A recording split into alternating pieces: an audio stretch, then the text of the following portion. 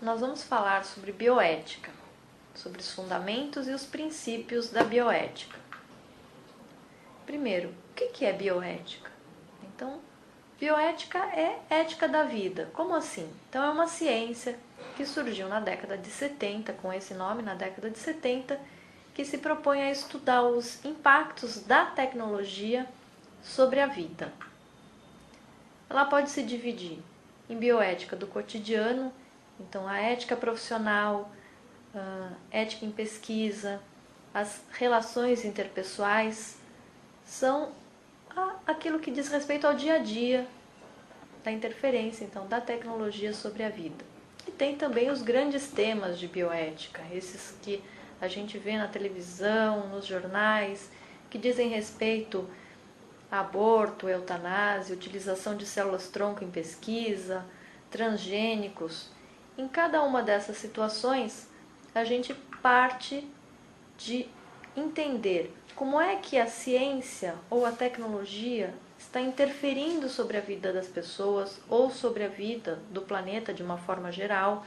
Então, como definição, a gente pode utilizar essa definição de Cunha, Leone e Privitera, que diz que a bioética tem o objetivo de indicar os limites e as finalidades da intervenção do homem sobre a vida, identificar quais são os valores de referência racionalmente proponíveis e denunciar os riscos das possíveis aplicações, porque nem sempre o que a ciência vai propor é adequado à vida.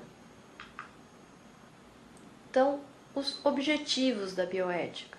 Então, estudar esse impacto, que as tecnologias têm sobre a vida, identificar limites para essas intervenções, então, intervenções do homem sobre a vida. Para isso, ela precisa de um debate transdisciplinar, então diversas pessoas das diversas áreas do conhecimento terão algo a contribuir a respeito dessa interferência da tecnologia sobre a vida e então estabelecer uma ponte, uma ligação desse conhecimento tecnológico e do conhecimento humanístico. Para que a gente possa trazer para o nosso cotidiano, então nesses temas que dizem respeito ao nosso cotidiano,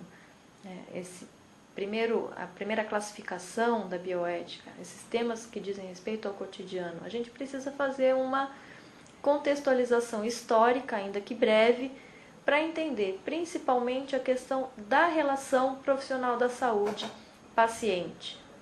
Então, retomando na história, quando é que a gente tem os primeiros relatos históricos que se referem à atuação de profissionais da área da saúde? Então, isso remonta a século IV a.C., na era hipocrática, em que, naquela época, a sociedade estava dividida em castas, então aquela base, como estrutura piramidal, a base da pirâmide era constituída por escravos, que eram os derrotados de guerra, que não tinham nenhum direito.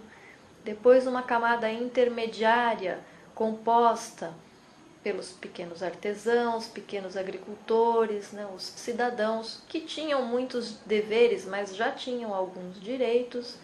E na casta superior estavam os governantes, estavam os sacerdotes e os médicos, que naquele tempo tinham um poder diferente. Eles eram considerados semideuses. Então a gente atribui essa postura do profissional justificada, então, pela estrutura da sociedade na época, mas a gente denomina essa postura de postura paternalista.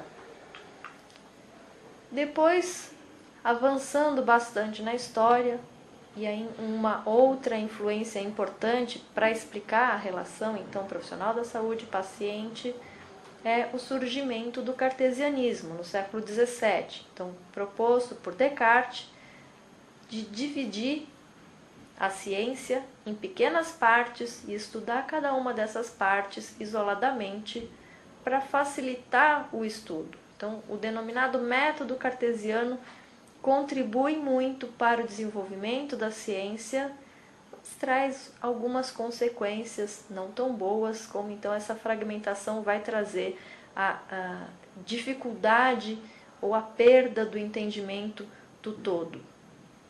Depois, avançamos mais um pouquinho na história. Século XIX, descoberta dos micro-organismos. Então, aprimoramento de microscópios que vão gerar a descoberta dos micro-organismos e, com isso, uma ênfase no estudo das doenças. Então, vão ser estudados cada vez mais, principalmente os micro-organismos causadores das principais doenças, mas isso vai mudar o perfil de estudo na área da saúde para um modelo chamado unicausal, que vai justificar o surgimento das doenças apenas por seu componente biológico. E aí, século XX e agora século XXI, séculos da ciência, em que surgem novas tecnologias, novos equipamentos, e cada vez mais esses equipamentos estão interferindo sobre o tratamento, o diagnóstico, interferindo sobre a vida. E aí surgem então novos desafios para serem enfrentados. Então isso é um pequeno contexto histórico para explicar a relação profissional-paciente. Mas é preciso também a gente falar um pouquinho sobre o contexto cultural para entender melhor a relação do profissional com o paciente. Então, séculos XX, século XXI. O que a gente pode identificar como influência e denominado ideologia, então, que é esse conjunto de ideias que identificam as pessoas, a sociedade, e que, quando tomados ao extremo, podem se tornar influências negativas. Quais seriam essas ideologias presentes, então, atualmente, que interferem nas relações entre as pessoas? Nós podemos identificar 3 correntes mais importantes. O individualismo, que é a busca desenfreada pela liberdade, reivindicação da liberdade acima de qualquer coisa, uma liberdade que desconsidera a responsabilidade. Uma outra ideologia, que é o hedonismo, que é a busca desenfreada pelo prazer, então só aquilo que traz prazer é justificado, inclusive moralmente. E o utilitarismo, que é fazer sempre uma correlação entre custo e benefício, e aquilo que trouxer mais benefício ou menos custo vai ser a atitude considerada mais adequada. Então, cada uma dessas ideologias tem pontos positivos. Então, buscar a liberdade é bom, buscar o prazer ou aquilo que traz felicidade também, e aquilo que traz o maior benefício também é bom. O que não é bom, ou essa ideologia, essa ideia se transforma em uma ideia negativa quando isso é tomado como única razão. Então, o individualismo, então aquela liberdade que passa por cima de tudo, aquela busca do prazer que passa por cima de tudo, ou aquilo que traz menos custo ou mais benefício acima de tudo. É isso que a gente tem que tomar cuidado, essa influência desenfreada ou essa ideologia quando há uma perda de controle. Então, nesse contexto histórico, nesse contexto cultural, como é que a gente pode construir uma reflexão ética que sirva tanto para os enfrentamentos éticos do dia a dia, então de relação profissional-paciente, de ética profissional, de ética em pesquisa, como também sirvam para situações extremas, né, daqueles dilemas mais complexos, né, de utilização de célula-tronco, de aborto, de eutanásia, de alimentos transgênicos. Então a gente precisa propor um ponto de partida. Existiria um ponto de partida, um fundamento, então uma base? Que critérios a gente deveria adotar para identificar o que é lícito do que não é lícito? Nesse contexto do que é tecnicamente possível. Então, é possível tecnologicamente falando, mas é ético? É lícito? Existe algum critério que possa ser adequado, adotado e que possa ser reconhecido como verdadeiro? Existe alguma verdade no homem que faz com que se transforme num ponto de referência em qualquer uma dessas situações? O que existe no homem de intangível que deva ser respeitado? Então, a resposta a essas perguntas vai se constituir em um fundamento, em uma base, que vai ser adotada em qualquer situação de conflito, de dilema, naquelas situações em que eu não sei como devo proceder. Então, qual é o fundamento? Qual é a base para todas essas reflexões? Então, o fundamento, esse ponto de partida, é a pessoa, o reconhecimento ou a necessidade de respeito pela pessoa. Lembrando que cada um de nós é diferente do outro. Então, a gente denomina isso de identidade ou de unicidade. Cada pessoa é um ser singular, diferente da outra, com necessidades diferentes, com anseios diferentes, com expectativas diferentes. Além disso, cada um de nós tem uma dignidade, que é o valor que cada um tem. Se a gente der como exemplo o atendimento a uma pessoa que a gente conhece, de quem a gente gosta, então o nosso paciente é alguém que eu gosto muito. Então fica fácil de entender o que é dignidade. Eu vou querer o melhor para aquela pessoa, porque eu reconheço nela uma dignidade, o valor que faz com que ela mereça esse melhor tratamento. E é preciso que a gente extrapole isso para todas as pessoas, que isso não fique restrito àquelas que eu conheço. Além disso, mais um aspecto que tem que ser considerado é que cada um de nós tem diversas dimensões que têm de ser respeitadas. Então, a dimensão biológica, que a gente está mais acostumado com ela, mas além dessa dimensão, qualquer procedimento, qualquer tratamento que seja proposto, realizado, tem que também considerar os aspectos sociais e os aspectos espirituais e os aspectos psicológicos das pessoas. Então, esse é o nosso ponto de partida. Uma vez que esteja clara essa fundamentação, a gente parte para identificar quem são as pessoas envolvidas nas situações do atendimento. Então, temos o profissional, mas temos também a equipe de saúde, tem o paciente, mas tem também a família do paciente e tem a sociedade, a comunidade em que essas pessoas estão inseridas. Então, todas essas pessoas têm que ser respeitadas durante o atendimento. E aí, estando claro esse fundamento, estando clara essa base, a gente parte para o que é denominado de princípio. Então, os princípios da bioética foram propostos em 79 por Beauchamp e Childress, que são como se fossem ferramentas que podem ser utilizados diante de conflitos éticos. Então, tem uma situação em que eu não sei como proceder, eu não sei qual seria a postura mais adequada, estou em dúvida. Então, eu parto do fundamento, da base e sigo para a utilização dos princípios, que devem ser seguidos numa ordem, numa hierarquia, para que haja esse respeito ao fundamento. Então, quais são essas ferramentas? Então, o primeiro princípio é a beneficência, não maleficência, sempre fundamentado no respeito pela dignidade da pessoa. O segundo princípio é o respeito pela autonomia, pela capacidade de autodeterminação, esse direito que as pessoas têm de agirem com liberdade, mas sempre com responsabilidade. E o terceiro princípio é a justiça, nesse contexto entendido como dar à pessoa aquilo que lhe é devido.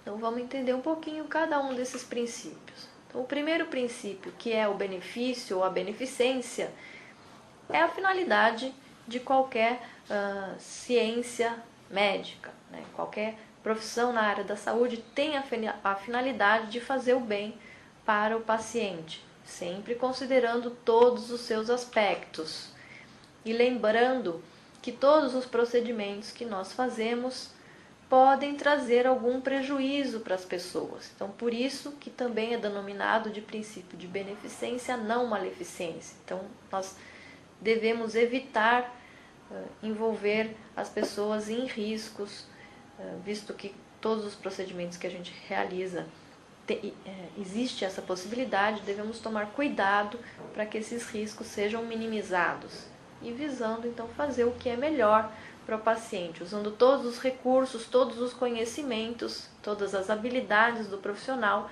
a serviço do paciente. Aí temos um segundo princípio, um segundo instrumento, uma segunda ferramenta, que é o da autonomia. Então, no nosso caso, no Brasil, esse conceito, a partir da década de 70 principalmente, ele vem sendo buscado, né? Essa autonomia, esse direito está estabelecido, inclusive, no Código de Defesa do Consumidor. Então, parte dos movimentos sociais, essa busca das pessoas pela liberdade, pela autonomia, e isso gera, em contrapartida, um aumento das exigências dos pacientes em relação ao atendimento.